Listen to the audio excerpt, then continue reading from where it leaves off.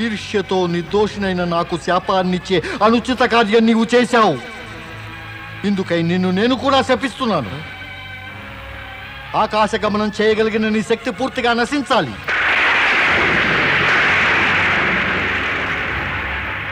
నీవు ఆకాశ మార్గాన స్వర్గాన్ని ఎన్నడూ చేరుకోలేవు. నీవు భూలోకంలోనే తిరుగాడుతూ ఉంటావు.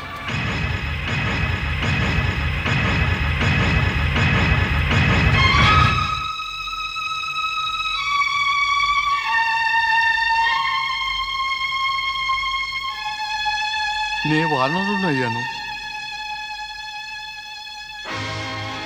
ఓ ప్రభు, నన్ను రక్షించండి. నారాయణ నారాయణ. ప్రభు, ఏమైంది? నారాయణ నారాయణ. నారదుడు ఒక ఆపదలో చిక్కుకున్నాడు దేవి. దుఃఖావస్థలో నన్ను పిలుస్తున్నాడు. కానీ నేను అతడి ఎదుటకు వెళ్ళి అతడికి సిగ్గు కలిగించదలుచుకోలేదు. స్వామి, నారదుడు తమకు పరమభక్తుడు. మీరతడి కష్టాన్ని తీర్చండి. నేను అసహాయుని దేవి. మొదట అతడు పరమేశ్వరుని ద్వారా వరం పొంది ఉన్నాడు. ఇప్పుడేమో తన మిత్రుడైన పర్వతుని వల్ల శాపగ్రస్తుడయ్యాడు.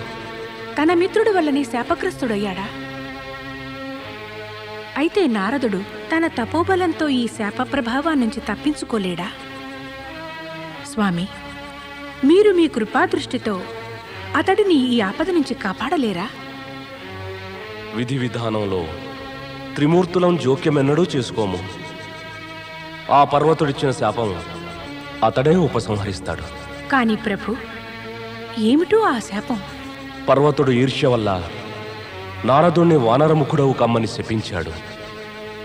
సంజయ మహారాజుకు అతిథిగా ఉంటూ వానరముఖంతో నారదుడు ముఖం చాటు చేసుకుని నన్ను పిలుస్తున్నాడు దేవి. నీవన్నది నిజమే దేవి. నేను వెంటనే అక్కడకు వెళ్ళి అతన్ని ఓదార్చవలసిందే.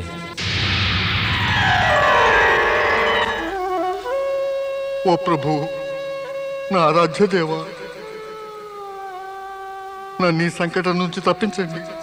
నన్ను కాపాడండి ప్రభు, నన్ను కాపాడండి. ఈ విషమ పరిస్థితి నుంచి రక్షించండి ప్రభు, నన్ను రక్షించండి ప్రభు.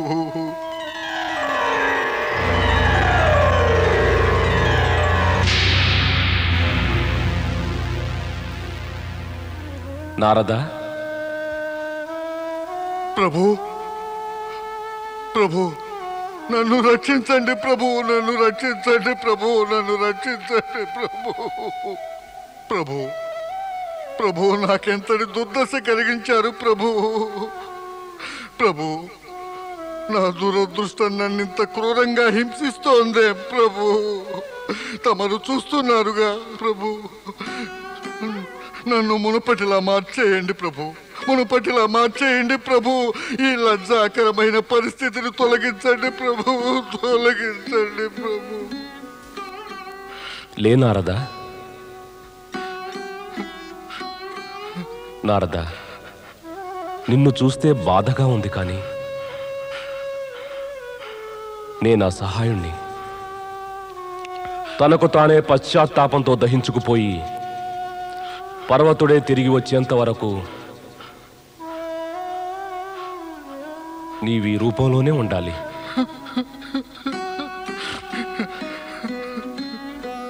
నారద, వానర ముఖం ధరించడం వల్ల నీకు కష్టమేమీ కలగదు.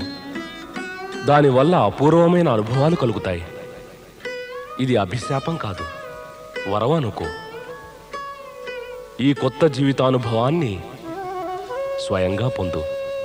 ప్రభు, నాకు మాట చెప్పండి. నాకు మళ్ళీ నా పూర్వ రూపం ఎప్పుడు ప్రాప్తిస్తుంది? పర్వతుడు తిరిగి వచ్చే సమయం చూస్తూ ఉండగానే గడిచిపోతుంది. అప్పటిదాకా దమయంతిని ఆశ్రయించి ఉండు, శుభం కలుగుతుంది.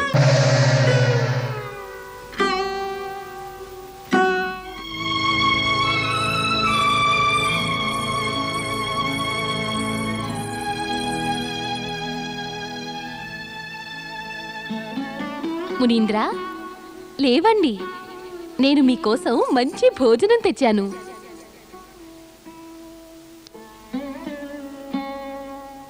లేవండి మునీంద్ర, లేవండి.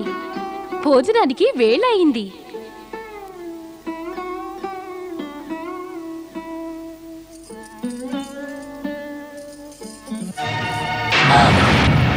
మునీంద్ర, మీకేమైంది?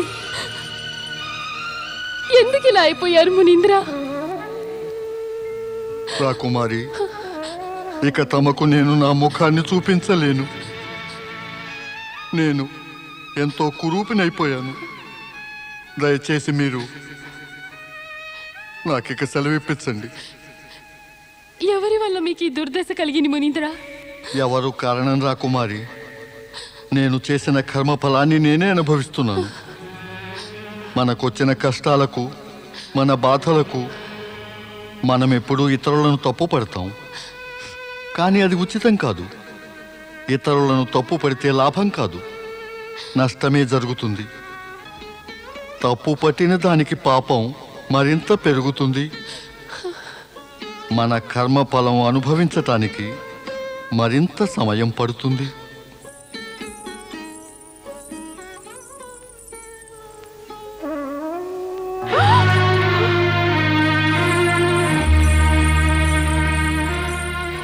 ఏమైంది?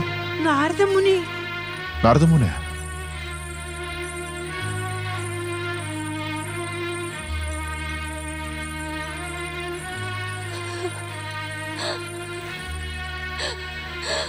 మునీంద్ర,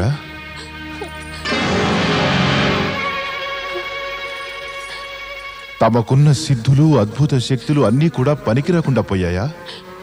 మీరు కురూపి అవ్వకుండా తప్పించుకోలేకపోయారా? మహారాజా, నేను చెబితే నా మాట మీరు నమ్మలేదు. ఇప్పుడు కళ్ళారా చూడండి. నారదుడు మన కుమార్తెను పాపిష్టి కళ్ళతో చూసిన ఫలితం ఇలా అనుభవిస్తున్నాడు. లేదమ్మా, లేదు. అదేవి నిజం కాదు. ఈయన ఎన్నడూ అలా ప్రవర్తించనే లేదు.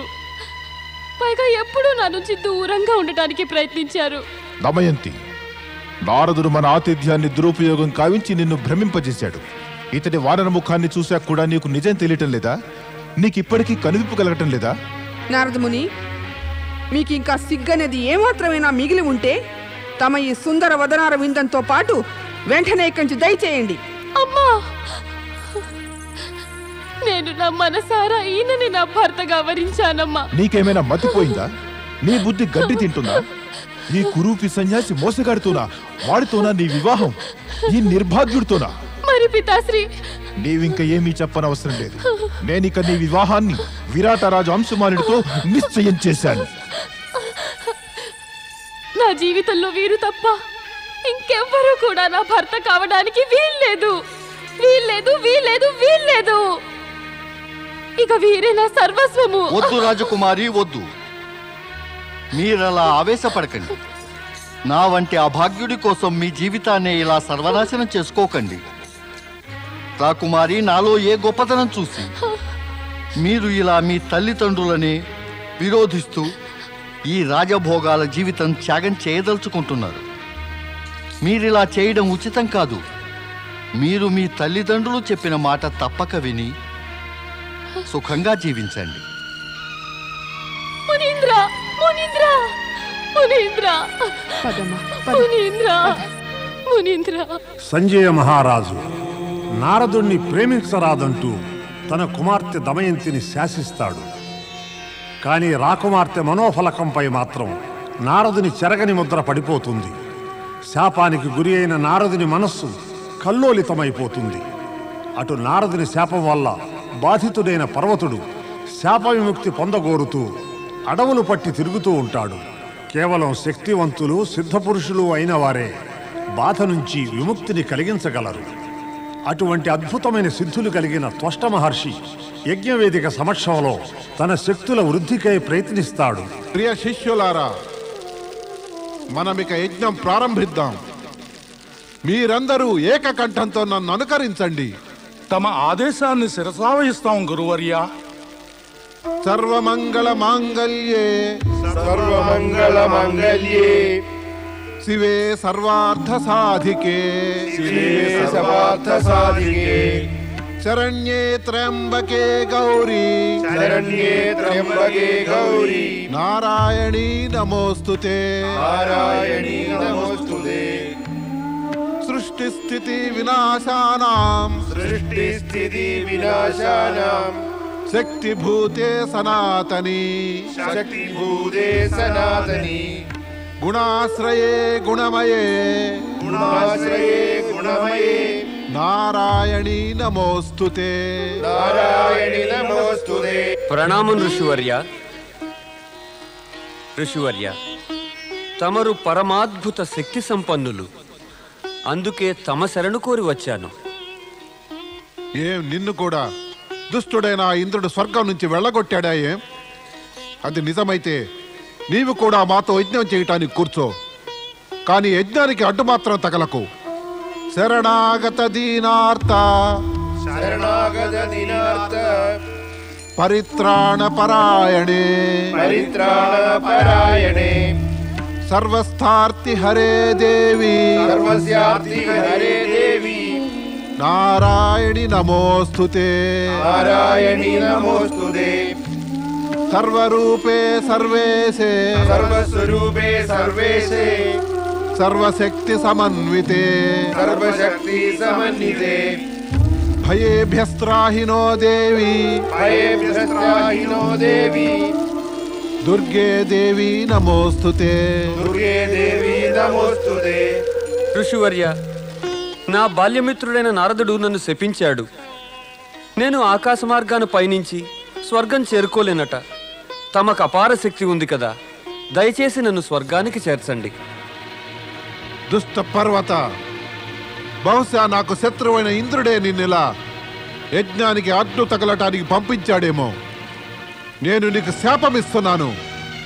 నీకిప్పుడు ఒక ఘోర విపత్తు వాటిల్లుతుంది. ఆకాశమే కాదు, భూమిపై సంచరించే శక్తినే కోల్పోతావు.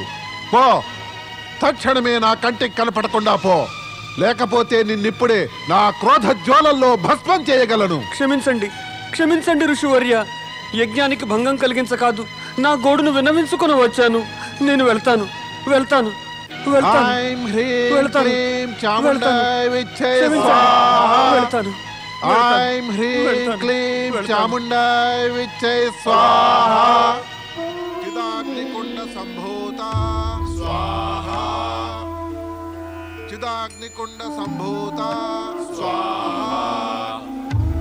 చిదాగ్నికుండ సంభూత స్వాహా. చిదాగ్నికుండ సంభూత స్వాహా.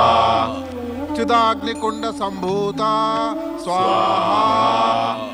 సర్వాభరణ భూషిత స్వాహా. పదండి, దేవేంద్రుడికి తెలియచేద్దాం.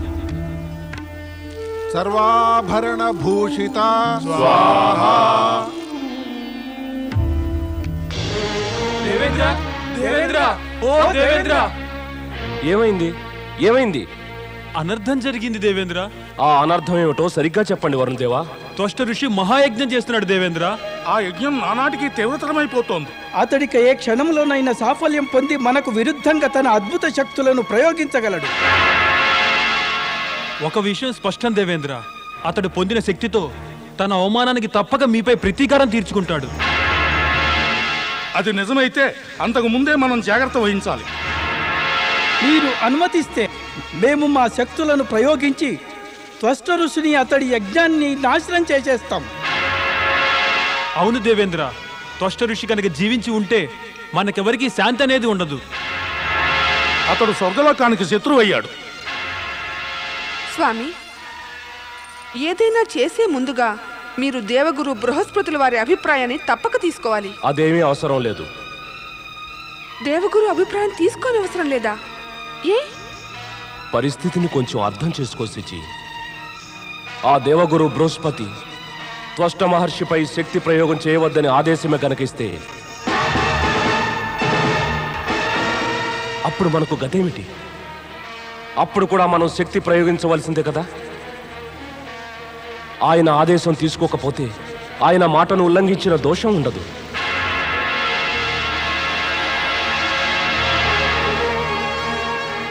మీరు ముగ్గురు వెళ్ళి మీ యొక్క శక్తుల ప్రయోగం కావించి త్వష్ట ఋషి శక్తిని క్షీణింపచేయండి.